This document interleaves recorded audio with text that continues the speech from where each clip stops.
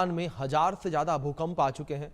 Myanmar में आज भी 3.08 तीव्रता का भूकंप आया। भारत की बात की जाए तो 10 जुलाई से अब तक भारत में 4 बार भूकंप के झटके महसूस किए गए। इसी तरह कल 12 जुलाई को तजाकिस्तान में भी 2 बार भूकंप के झटके महसूस किए गए और 11 जुलाई को कुल मिलाकर अलग अलग जगहों पर 6 बार भूकंप आए हैं।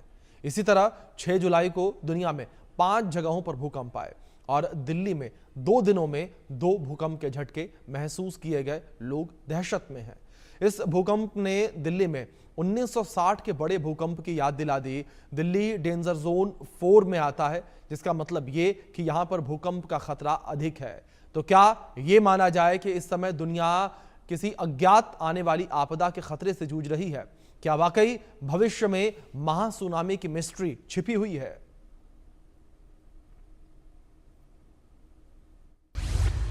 दुनिया में हर साल भूकंप 5 लाख, एक बड़े झटके से सब खल्लास। भारत में भूकंप बढ़े अचानक, दिल्ली में 2 दिन भूकंप से घबराहट। आसपास हिल रही धरती लगातार, भूकंप को लेकर हम कितने लाचार। दुनिया में यूं तो हर साल 5 लाख भूकंप आते हैं, लेकिन इसी में कोई बड़ा झटका सब कुछ तबाह कर देता है। जापान में जापानी बाबा वेंगा की भविष्यवाणी से लोग डरे हुए हैं। इन्होंने पिछले 5 जुलाई को जापान और फिलीपींस के बीच समुद्र की सतह फटने से बड़ी सुनामी की भविष्यवाणी की थी। अब तक ऐसा तो नहीं हुआ है, लेकिन 21 जून से जापान में 1000 से ज्यादा भूकंप के झटके जरूर आए हैं। 10 जुलाई से अब तक की बात करें तो भारत में 4 बार भूकंप आ चुके हैं। 13 जुलाई को म्यांमार में आधी रात को 3:08 पर भूकंप आया। 12 जुलाई को ताजिकिस्तान में रात 8:46 पर 4.8 तीव्रता का भूकंप आया। 12 जुलाई को ही ताजिकिस्तान में शाम 6:57 पर 4.2 तीव्रता का भूकंप आया। 11 जुलाई को म्यांमार में रात 10:57 पर 3.7 तीव्रता का भूकंप आया। 11 जुलाई को भारत के झज्जर में शाम 7:49 पर 3.7 तीव्रता का भूकंप आया।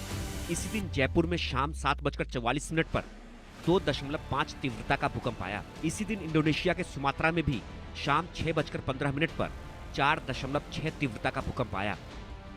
11 जुलाई को ही भारत के हिमाचल प्रदेश के चंबा में सुबह 6:23 पर 3.5 तीव्रता का भूकंप आया था। इसी दिन म्यांमार में सुबह 5:56 पर 4.5 तीव्रता का भूकंप आया था। यानी 11 जुलाई को 6 जगहों पर भूकंप के झटके महसूस किए गए। 10 जुलाई को अफगानिस्तान में दिन में 2:31 पर 4.3 तीव्रता का भूकंप महसूस किया गया।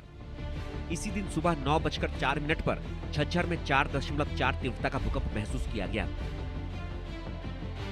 बता दें कि दिल्ली डेंजर जोन 4 में आता है, जहां भूकंप का खतरा अधिक होता है और कई सक्रिय फॉल्ट लाइनें मौजूद हैं। डेंजर जोन 4 का मतलब है कि यहाँ भूकंप का खतरा अधिक है। हिमाचल के चंबा में शुक्रवार की सुबह भूकंप के झटकों से लोग सहम गए। इसका असर चंबा के साथ साथ आसपास के इलाकों में महसूस किया गया। बता दें कि हिमाचल प्रदेश पहले से ही प्राकृतिक आपदा से प्रभावित है और लोगों को काफी परेशानियों का सामना करना पड़ रहा है। बाढ़ की 31 घटनाएं, बादल फटने की 22 घटनाएं और 17 लैंडस्लाइड की घटनाओं में कई लोगों की जान चली गई है। राज्य को अब तक लगभग 740 करोड़ रुपए का नुकसान हुआ है। कुल 85 लोगों की मौत हुई है। दिल्ली में हालिया भूकंप के झटकों ने 1960 के सबसे बड़े भूकंप की याद दिला दी। उस दिन आए भूकंप की तीव्रता 5.6 मैग्नीट्यूड थी और इसका केंद्र दिल्ली के पास ही 5 किलोमीटर गहराई में स्थित था। यह अब तक का दिल्ली में दर्ज सबसे तीव्र भूकंप माना जाता है। मीडिया रिपोर्ट्स और भूकंपीय रिकॉर्ड के अनुसार 1960 के इस भूकंप में पुरानी दिल्ली, चांदनी चौक और लाल किला क्षेत्र की कई इमारतों में दरारें पड़ गई थी। राष्ट्रपति भवन और लाल किले जैसे ऐतिहासिक स्थलों को भी हल्का नुकसान हुआ। कई जगहों पर मलबा गिरने और भगदड़ की स्थिति से करीब 100 लोग घायल हो गए थे। दुनिया के हर साल के 5 लाख भूकंपों में 1 लाख भूकंप के झटके महसूस किए जाते हैं और लगभग इनमें 100 भूकंप विनाशकारी होते हैं। अधिकांश भूकंप रिंग ऑफ फायर में आते हैं, जो प्रशांत महासागर के चारों ओर एक क्षेत्र है। 2004 के हिंद महासागर भूकंप और सुनामी, 2010 के हैती भूकंप और 2008 के सिचुआन विनाशकारी भूकंप को भला कौन भूल सकता है। 4 जुलाई से 9 जुलाई तक भूकंप की बात करें तो 9 जुलाई को पाकिस्तान में 4.1 तीव्रता का भूकंप आया। इसी दिन तिब्बत में 4.4 तीव्रता का भूकंप आया। 8 जुलाई को भारत में 3 भूकंप आए। उत्तरकाशी में 3.2 तीव्रता, असम में 4.1 तीव्रता और पश्चिम बंगाल में 2.5 तीव्रता का भूकंप आया। इसी तरह 7 जुलाई को अंडमान समुद्र में 2 बार 4.5 तीव्रता का भूकंप आया, जबकि 7 जुलाई को म्यांमार में 4.6 तीव्रता का भूकंप आया था। 6 जुलाई को 5 भूकंप आए। असम में 3.4 तीव्रता का भूकंप, अल्मोड़ा उत्तराखंड में 3.4 तीव्रता का भूकंप, नेपाल में 3.5 तीव्रता का भूकंप, अंडमान समुद्र में 2 बार 4.5 और 4.7 तीव्रता का भूकंप आया। इसी तरह 4 जुलाई को अंडमान समुद्र में 2 बार 4.9 और 4.6 तीव्रता का भूकंप आया। खतरनाक जुलाई की हिस्ट्री, महासुनामी की मिस्ट्री। अंडमान समुद्र में लगातार भूकंप आ रहे हैं। कुल मिलाकर भूकंप को लेकर इस साल जुलाई महीने की हिस्ट्री खतरनाक दिख रही है। जापान में तो अलर्ट जारी कर दिया गया है। विदेशी पर्यटक इस महीने जापान जाने से कतरा रहे हैं और फ्लाइट बुकिंग्स में 83% तक की गिरावट दर्ज की गई है। ऐसे में बड़ा सवाल यह है कि क्या प्रकृति में महासुनामी की मिस्ट्री छिपी है। हालांकि भूवैज्ञानिक भूकंप को सामान्य घटना बता रहे हैं और कह रहे हैं कि इससे घबराने की जरूरत नहीं है। Bureau report, India news.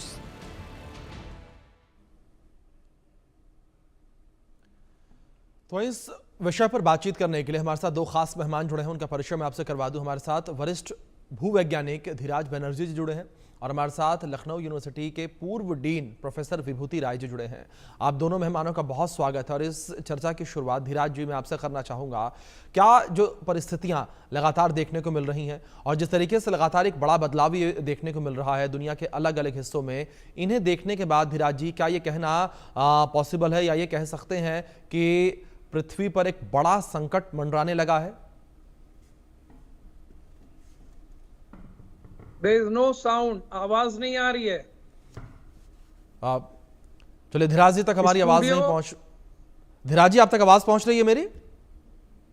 आवाज नहीं आ रही है। विभूति जी आप तक आवाज पहुंच रही है मेरी?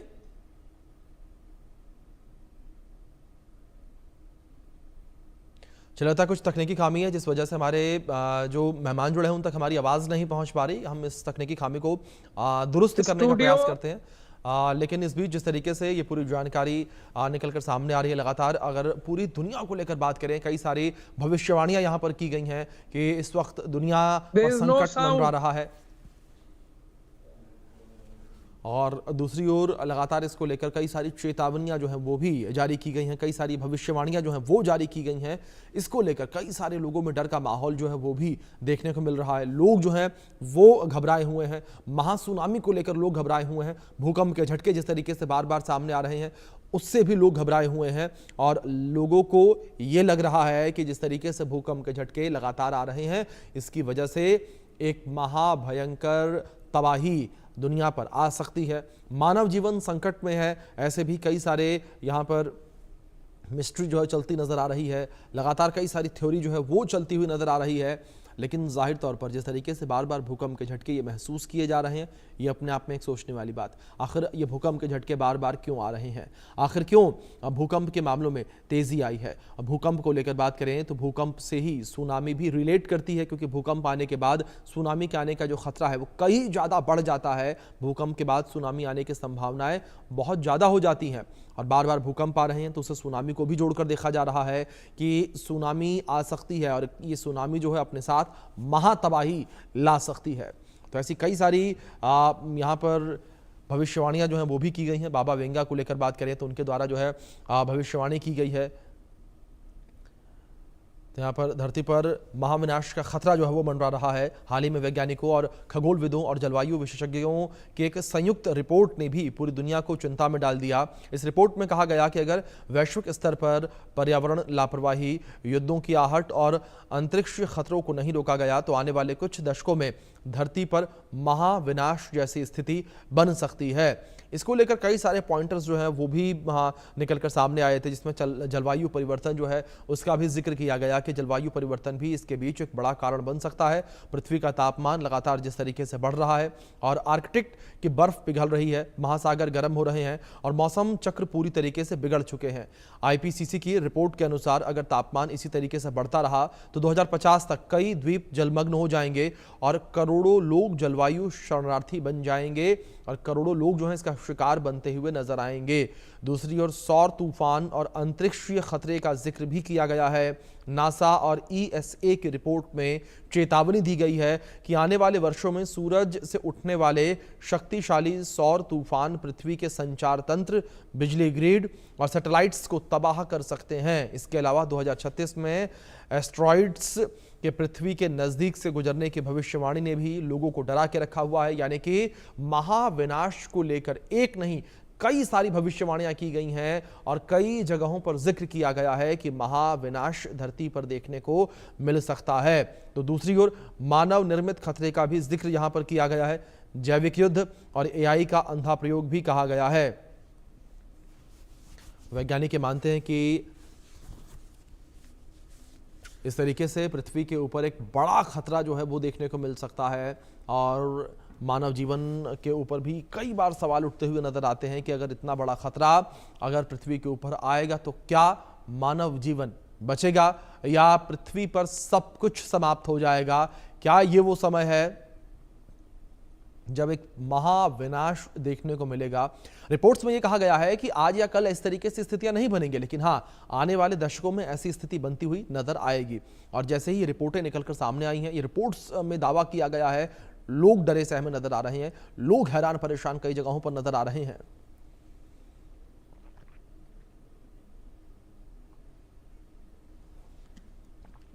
और हाल फिलहाल में भूकंप के झटके भी जिस तरीके से लगातार देखने को मिल रहे हैं, धरती के अलग अलग हिस्सों को लेकर बात करें तो अलग अलग जगहों पर बार बार भूकंप के जो झटके महसूस किए जा रहे हैं वो भी अपने आप में एक चिंता का विषय है। उससे भी लोग जाहिर तौर पर डरे सहमे नजर आ रहे हैं और सबका एक ही सवाल है कि आखिर अचानक से भूकंप के झटके बढ़ने क्यों लगे हैं, आखिर अचानक से भूकंप जो है इतने ज़्यादा क्यों आने लगे हैं। ये भी लोगों के कई सारे सवाल जो है वो निकल कर सामने आ रहे हैं। कई सारे सवाल लोगों के जहन में उठते हुए नजर आ रहे हैं। और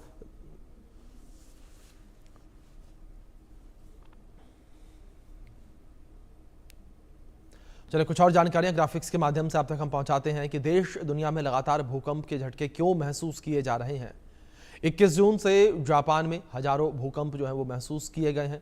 10 जुलाई से अब तक भारत में भी 4 बार भूकंप के झटके महसूस किए गए हैं और आज म्यांमार में 3.08 तीव्रता का भूकंप आया। तो वहीं 12 जुलाई को तजाकिस्तान में भी 2 बार भूकंप के झटके महसूस किए गए। 11 जुलाई को कुल मिलाकर 6 बार भूकंप के झटके महसूस किए गए। तो वहीं दिल्ली में 2 दिन में 2 बार भूकंप के झटके महसूस किए गए, जिससे लोगों में दहशत है। दिल्ली में 1960 के बड़े भूकंप को भी याद किया जा रहा है। लोग इसे याद करते हुए सहम जा रहे हैं। 6 जुलाई को दुनिया में 5 जगहों पर भूकंप के झटके महसूस किए गए, जो कि अपने आप में ही लोगों को चिंता में डाल रहा है। और अब आपको एक रिपोर्ट दिखाते हैं जिसमें जापानी बाबा वेंगी की भविष्यवाणी को लेकर जापान को लेकर दहशत है। हालांकि 5 जुलाई बीत चुका है, लेकिन झटके लगातार आ रहे हैं।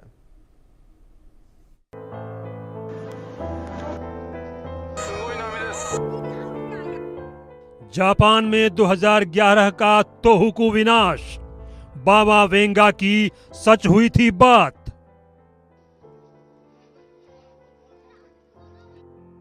पांच जुलाई को डरावनी भविष्यवाणी, क्या समंदर में आएगी बड़ी सुनामी।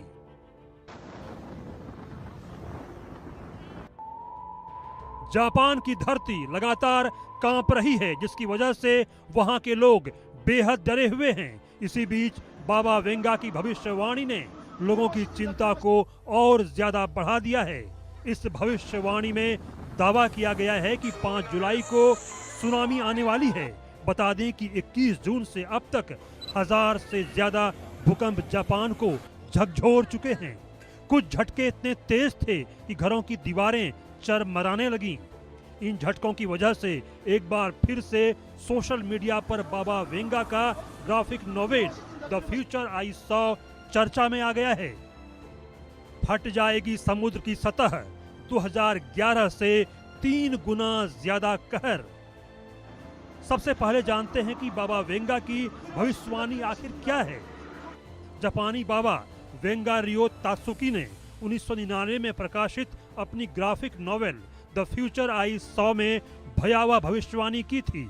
उन्होंने दावा किया था कि 5 जुलाई 2025 को जापान और फिलीपींस के बीच समुद्र की सतह फट जाएगी, जिससे चारों दिशाओं में विशाल लहरें उठेंगी और एक भीषण सुनामी आएगी, जो 2011 की तोहोकू त्रासदी से 3 गुना ज्यादा बड़ी होगी। इस भविष्यवाणी को इसलिए गंभीरता से लिया जा रहा है क्योंकि इसी कॉमिक ने 2011 की तोहोकू तबाही की भी सटीक भविष्यवाणी की थी। अब आपको बताते हैं कि जापान में 2011 में आखिर क्या हुआ था। 2011 में जापान में 9.0 तीव्रता के भूकंप के कारण भीषण सुनामी आई थी। यह भूकंप जापान के इतिहास का सबसे बड़ा भूकंप था और सन 1900 के बाद विश्व का तीसरा सबसे बड़ा भूकंप था। सुनामी से जापान के पूर्वी तट पर भारी तबाही मची थी, जिससे 18,000 से ज्यादा लोग मारे गए या फिर लापता हो गए। 2011 में सुनामी में फुकुशिमा दाइची परमाणु ऊर्जा संयंत्र को भी नुकसान पहुंचा था। यहां 3 रिएक्टरों में पिघलने की घटना हुई थी। जापान के लोग बेहद खौफजदा, हाल में भूकंप 1000 से ज्यादा। जापान में लगातार भूकंप से लोग डरे हुए हैं। शनिवार को फिर से आए 5.5 तीव्रता के भूकंप ने इस डर को और भी गहरा कर दिया है। जापान मौसम विज्ञान एजेंसी के मुताबिक टोकारा द्वीप पर 6 लोअर स्तर का झटका दर्ज किया गया, जो देश के 7 स्केल सिस्टम में काफी गंभीर माना जाता है। इसलिए जापान के मौसम विभाग ने अलर्ट भी जारी किया है। हाल ये है कि बाबा वेंगा की भविष्यवाणी के बाद से विदेशी पर्यटक जापान जाने से बच रहे हैं। एक रिपोर्ट के अनुसार बाबा वेंगा की भविष्यवाणी के बाद से जापान की जुलाई की फ्लाइट बुकिंग्स में 83% की गिरावट दर्ज की गई है। जापानी बाबा वेंगा के नाम से मशहूर रियो तात्सुकी की भविष्यवाणियां अक्सर सच साबित हुई हैं। ऐसे में उनकी नई भविष्यवाणी से जापान के लोगों में डर बैठ गया है। इस डर को और मजबूत किया है जापान में हाल के दिनों में आए कई भूकंप के झटकों ने। जापानी अधिकारियों के अनुसार गुरुवार को एक छोटे से दक्षिणी द्वीप में 1000 से अधिक झटके आए थे, जिसके बाद दक्षिणी द्वीप के 89 निवासियों से घर खाली करने का आग्रह किया गया। बाबा वेंगा की भविष्यवाणी को लेकर कुछ लोग इसे कहानी और धोखा बता रहे हैं। वैज्ञानिकों का भी कहना है कि भूकंप या सुनामी की सटीक भविष्यवाणी करना संभव नहीं है। यूनिवर्सिटी ऑफ टोक्यो के प्रोफेसर रॉबर्ट गिलर कहते हैं कि अब तक कोई भी ऐसी भविष्यवाणी सटीक साबित नहीं हुई है, इसलिए डर के बजाय तैयारी जरूरी है। इधर प्रधानमंत्री शिगेरू इशिबा और आपदा अधिकारियों ने सतर्कता पर जोर देते हुए कहा कि लोगों को घबराने की जरूरत नहीं है। सरकार पूरी तरह से तैयार है, लेकिन जिस तरह बाबा वेंगा की पहले की भविष्यवाणियां सच साबित होती आई हैं, ऐसे में भगवान न करे कि भविष्यवाणी भी सच साबित हो। Bureau report, India news. तो दोनों खास मेहमान हमारे साथ जुड़ गए हैं। धीराज जी, सबसे पहले मैं आपका ही रुख करूंगा। अगर बात धीराज जी यहाँ पर की जाए जो भविष्यवाणियां हैं उनको लेकर, पहले ये कहा जाता था कि इन भविष्यवाणियों पर ध्यान नहीं देना चाहिए, लेकिन धीराज जी दूसरी ओर साइंस को लेकर बात करें, वैज्ञानिकों को लेकर बात करें, अब वो भी ये भविष्यवाणी करते नजर आ रहे हैं कि आने वाले कुछ दशकों में महाविनाश धरती के ऊपर देखने को मिल सकता है। महाविनाश तो हमेशा तैयार बैठे हुए कभी भी हो सकता है, इसकी कोई बात नहीं है। तो ये तो लोगों का कहना है कि अब होगा, कब होगा आज तक किसी ने नहीं बताया। और ये जो आप कह रहे हैं कि भूकंप के बारे में इन्होंने कहा है, ये भी इस समय आज के लिए थोड़ी कहा होगा। उन्होंने कहा कि आएगा, तो आएगा तो हम भी कहते हैं कि आएगा और आता भी रहेगा। पर ये कहना है कि इस दिन आएगा, इस समय आएगा, तब समझ में आती है कि बाद में क्या आएगा। महाविनाश तो आने ही है। दुनिया में सारी जगह पर्यावरण की प्रॉब्लम चल रही है, हीट वेव्स की बात चल रही है, और कोल्ड वेव भी चल रही है, अर्थक्वेक और भूचाल भी आ रहा है, और आपका ये ज्वालामुखी भी फट रहे हैं। तो इन सब चीजों के ऊपर हमारा कंट्रोल तो है ही नहीं। और ये आएंगे, हम आज भी कह सकते हैं कि हम भी कह सकते हैं कि भविष्यवाणी है कि जी वो भूकंप आएगा, पर कब आएगा हम नहीं बोल सकते। जी। लेकिन दूसरी ओर धीराज जी, जिस तरीके से लगातार जो धरती की प्लेट्स उनके मूवमेंट को लेकर बात की जाए, कही जाते हैं कि लगातार धरती की प्लेट जो है मूव हो रही है, मूवमेंट हो रही है, क्या इससे माना जाए कि इस वजह से भी एक बड़ी कह सकते हैं महाविनाश का कारण ये बन सकती हैं जो प्लेटें लगातार मूव हो रही हैं? नहीं, प्लेटें तो मूव करना ना तो हमारे हाथ में, ना किसी के हाथ में, अपने आप जी चल रही हैं। प्लेटें हमेशा चलती और चलती भी रहेंगी। पर यही है कि ये प्लेटें कब किस किस स्पीड में चढ़ेंगी। अभी जैसे जी हमारी इंडियन प्लेट जो है वो करीब तो 5 सेंटीमीटर 10 सेंटीमीटर के करीब के हिसाब से चल रही है प्रतिदिन।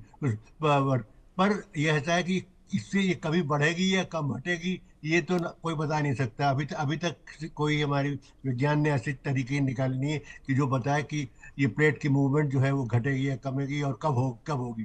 पर हाँ, ये जरूर है कि इन सब चीज़ों से बार बार जो भूकंप आ रहे हैं उसमें ये पॉसिबिलिटी बढ़ जाती है कि और बहुत शायद कहीं पास में ही कभी भी भूकंप आए और नुकसान पहुंचे। खास करके हमारे सेंट्रल इंडिया में दिल्ली के इलाके में, राजधानी के इलाकों में, जो जिसमें कि लगातार कई भूकंप आ गए पिछले कुछ महीनों के अंदर, 2-3 बार आ गए हैं। और काफी हद तक 4.5 पी तक रिक्टर स्केल के ऊपर इसका तीव्रता देखी गई है। तो ये लग तो रहा है कि इसके बार बार आना जो है ये बहुत खतरे की घंटी है। पर जी ये मुश्किल यही है कि हम खतरे की घंटी को किस दिन टाइम दें कि भाई उस दिन चलेगा, ये नहीं हम बता पा रहे हैं। जी। धीराज जी, क्या ये संकेत एक बड़ी चेतावनी की ओर इशारा करते हैं जिस तरीके से आपने जिक्र किया? हम बिल्कुल बिल्कुल करती है जी इसलिए हम तो हमारा का क्या है, हमको बचाव करने का तरीका क्या है, हम कोई तरह जी से हम तैयार रहें। कोई भी दुविधा, कोई भी प्रॉब्लम आती है तो हम ये कहते हैं कि उसको फेस करना है। तो फेस करना का मतलब क्या है कि हम तैयारी करें जिससे कि जब वो विनाश की चीजें आए तो हम उसके ऊपर उसको हम संभाल लें, अपने को संभाल लें, जान माल की हानि रोकें सब लोगों की। तो इसलिए है कि अर्थक्वेक से रिलेटेड जितनी भी प्रॉब्लम्स हैं उन चीज़ों को हमें संभालना है। हमको ये तरीके बना दें जो अब ऐसा है कि आप ओवरनाइट तो चेंज नहीं कर पाएंगे। तो हम कहते हैं कि सब अर्थक्वेक प्रूफ बिल्डिंग होनी चाहिए। अब हजारों बिल्डिंग बन चुके हैं, हजारों बड़ी बड़ी मल्टी स्टोरी बन चुके हैं। उनको रेट्रो प्रूफ करना है, अगर उससे करना है तो कौन करेगा, कैसे करेगा और जी किस हिसाब से करेगा। टेक्नोलॉजी भी इतनी नहीं आती, और आती भी अगर है तो उसको लगाने वाले नहीं है उसको। जैसे कि हम रेट्रो प्रूफिंग करते हैं तो बड़ी बिल्डिंग्स में जैसे 10-20 मंजिलें हैं तो उसमें बहुत कुछ तोड़ फोड़ करना पड़ेगा, उनको जी एयर पैसेजेस देने पड़ेंगे बिल्कुल जिससे कि वेट घटे।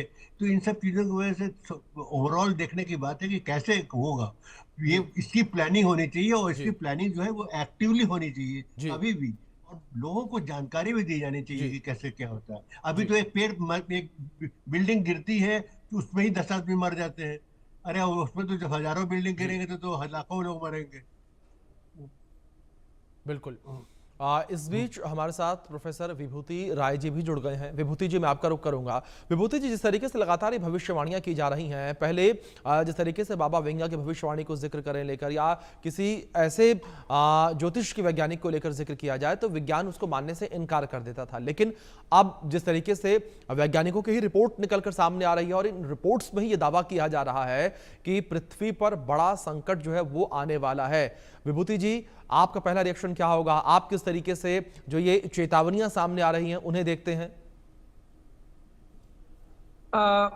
देखिए, ऐसा है, पृथ्वी एक अपने में बहुत बड़ा एक सिस्टम है और कई बार इसके ऊपर की जो लिथोस्फेरिक प्लेट्स हैं जी उनमें कुछ कुछ हिस्सों में ज्यादा गतिशीलता आ जाती है।